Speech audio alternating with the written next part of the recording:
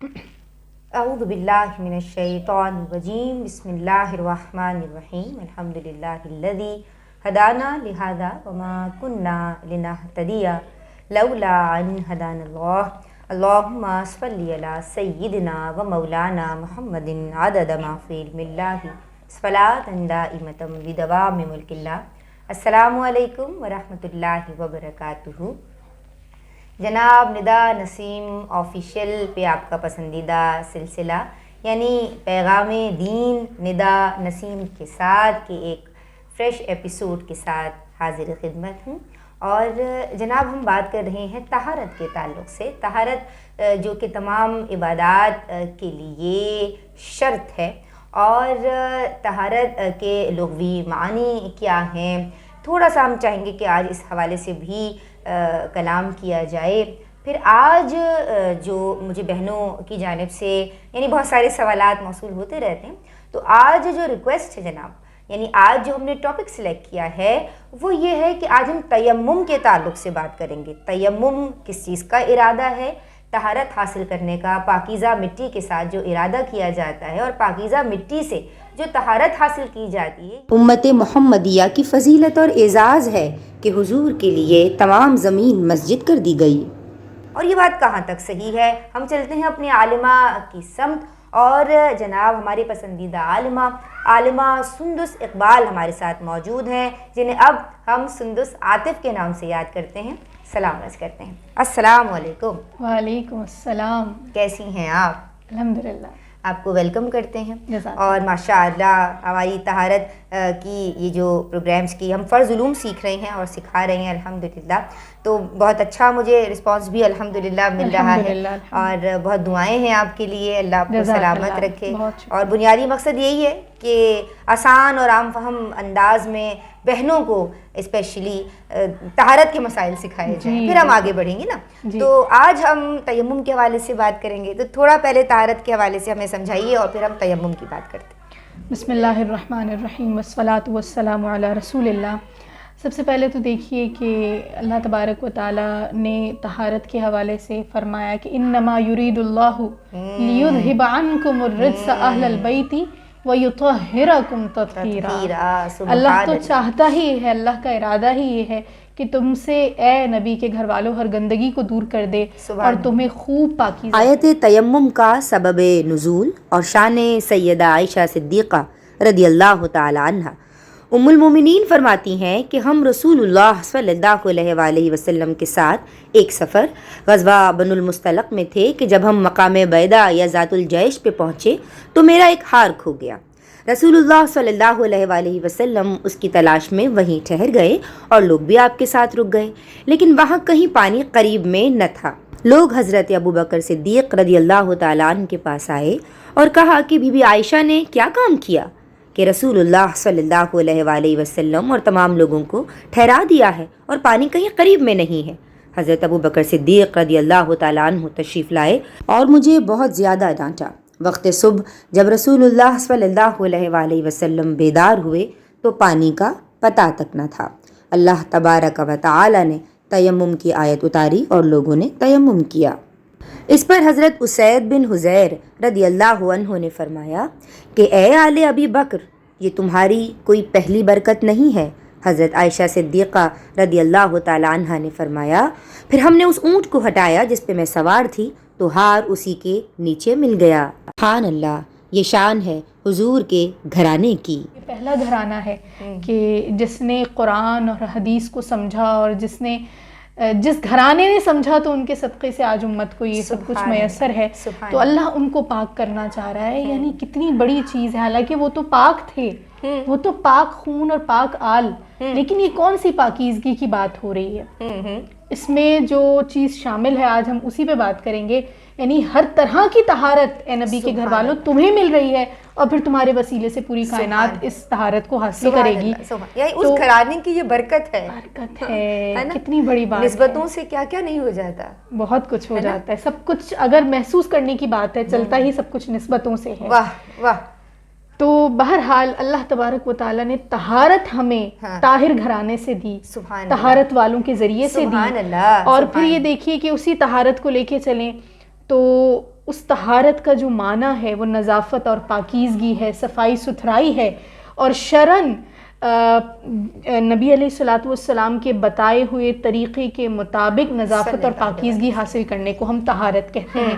اور آپ یہ دیکھیے کہ وہ طہارت دو طرح کی ہے، ایک طہارت ظاہری ہے، ایک طہارت باطنی ہے، اور اسلام دونوں پہ بات کرتا ہے۔ جس طرح دو طرح کی نجاست ہے، ایک نجاست حقیقی ہے، آپ کو پتہ ہے، یعنی آپ کے جسم پہ کوئی گندگی لگ گئی، قے کر دی، آپ گندگی آپ کے سامنے موجود ہے، اور ایک نجاست آپ اس کے حکم میں ہیں، آپ نجاست کے حکم میں ہیں۔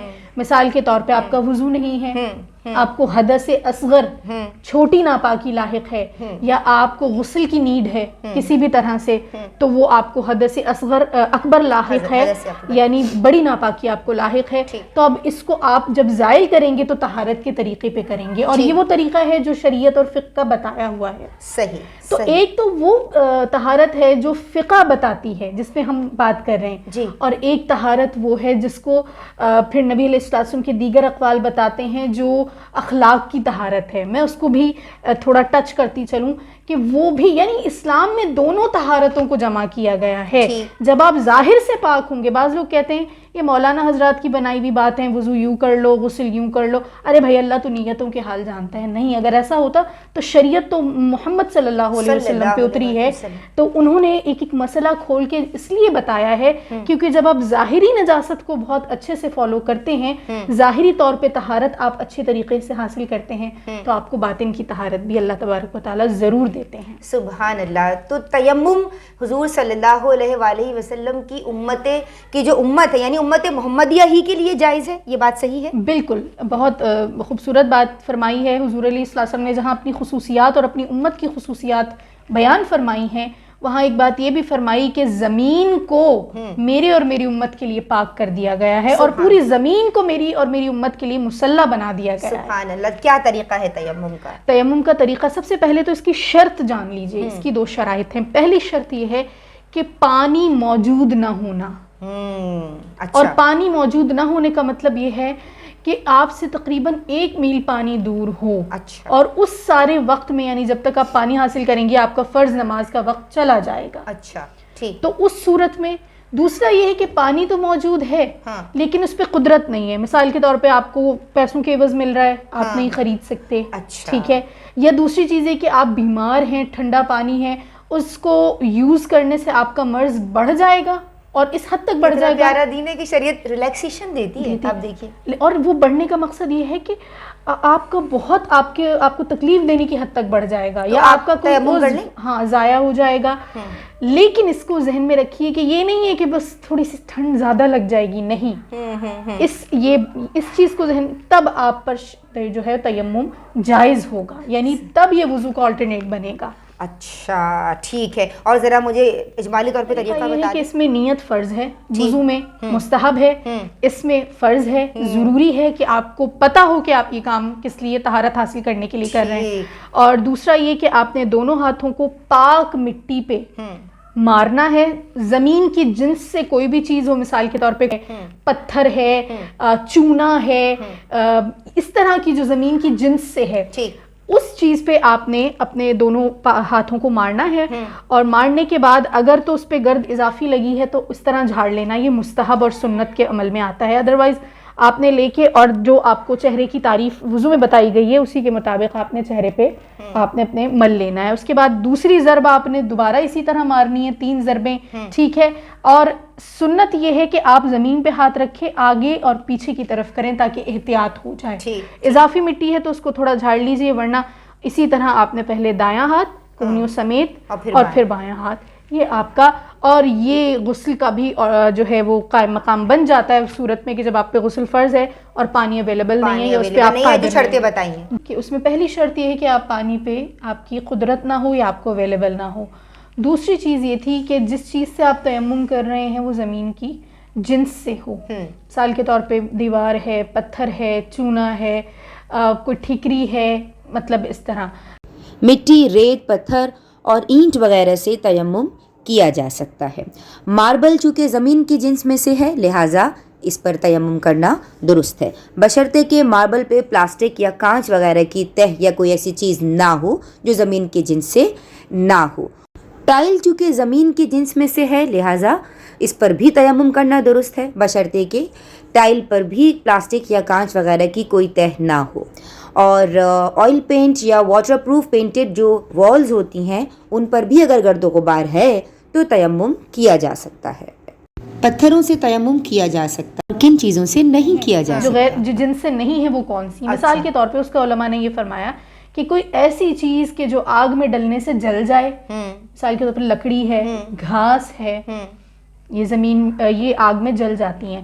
اسی طرح کوئی چیز جو ہے وہ مطلب جو آگ جس کو ختم کر دے یا اس کی حیت تبدیل کر دے، مثال کے طور پہ لوہا ہے، نرم ہو جاتا ہے، تو یہ زمین کی جنس سے نہیں ہے۔ اگرچہ زمین کی پیداوار ضرور ہو سکتے ہیں لیکن جنس سے نہیں ہے، ٹھیک ہے۔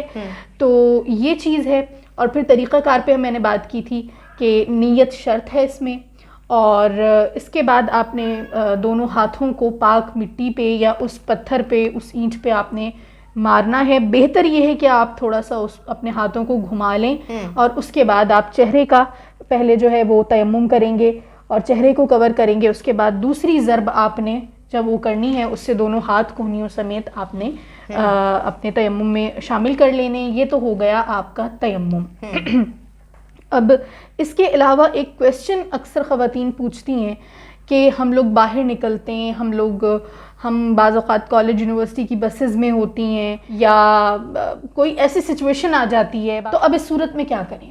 نماز ضائع کرنا تو یہ اسلام کا مزاج ہے ہی نہیں آپ کی۔ تو اس حوالے سے میں ایک بڑی پیاری سی چیز لے کر آئی ہوں، یہ دیکھیے، یہ پتھر ہے، چکنا پتھر، جی اس طرح کے گھر میں ہوتے ہیں، بعض لوگوں کے گھر میں ہوتے ہیں، نہیں ہوتے تو آپ لے لیجئے، مل جاتے ہیں ایزیلی۔ تو اب اس پہ مٹی نہیں لگی ہوئی، لیکن یہ جنس سے ہے ناظرین، مٹی لگا ہونا ضروری نہیں ہے۔ اچھا یہ بھی ذہن میں رکھیے، ایک چیز جو مٹی کی جنس سے نہیں ہے، فار ایگزامپل آپ کی ریلنگ ہے، آپ کی کھڑکی کا کوئی دروازہ ہے، وہ مٹی کی جنس سے نہیں ہے، لیکن اس میں مٹی کی ایک تہ لگی ہوئی ہے، تو اب آپ اس تہ پہ ہاتھ پھیر کے اپنا تیمم کر سکتے ہیں، بلکہ جو ایکسٹرا ہے اس کو جھاڑنے کا حکم ہے۔ لیکن یہ چونکہ جنس سے ہے تو اس پہ مٹی لگا ہونا شرط نہیں ہے۔ یہ اس طرح کا آپ پتھر تھوڑا بڑا چھوٹا جس طرح اب اپنے بیگ سوال کرتی ہیں ندا باجی، اس پہ مٹی لگی ہوئی ہونی ضروری ہے کیا؟ جو ہم پرس میں رکھ رہے ہیں تو کیا کریں؟ تو ہم ایسے ہی اس کو رکھ لیں، مٹی لگی ہوئی ہونا ضروری نہیں ہے۔ تو یہ ہوگا کہ آپ کی نماز ضائع نہیں ہوگی۔ احتیاط اس میں یہ ہے کہ جب آپ گھر پہنچیں، جب فری ہو جائیں، تو آپ اس نماز کو وضو کے ساتھ ریپیٹ کر لیں گے۔ میں احتیاط بتا رہی ہوں آپ کو۔ صحیح، ٹھیک ہے۔ تو مزید اگر مسائل ہیں جو آپ سیکھنا چاہتے ہیں، سمجھنا چاہتے ہیں، ہم نے کوشش کی کہ تیمم، میرے خیال سے تیمم کے حوالے سے آج ہم نے کافی بات کی۔ انشاءاللہ ایک نئی ایپیسوڈ کے ساتھ حاضر ہوں گے، اور ہمارے ساتھ آپ کی پسندیدہ عالمہ سندس عاطف بھی موجود ہوں گی، اور میری کوشش ہوگی کہ اب ہم غسل کے تعلق سے پروگرام کریں۔ آپ ہمیں کامنٹس کیجئے، میسیجز کیجئے، اور ہمیں بتائیے کہ آپ کن ٹاپکس پہ چاہتے ہیں کہ ہم پروگرام کریں۔ ویسے ہماری کوشش یہ ہے کہ ابھی ہم طہارت کی سیریز کو پورا کریں۔ السلام علیکم ورحمۃ اللہ۔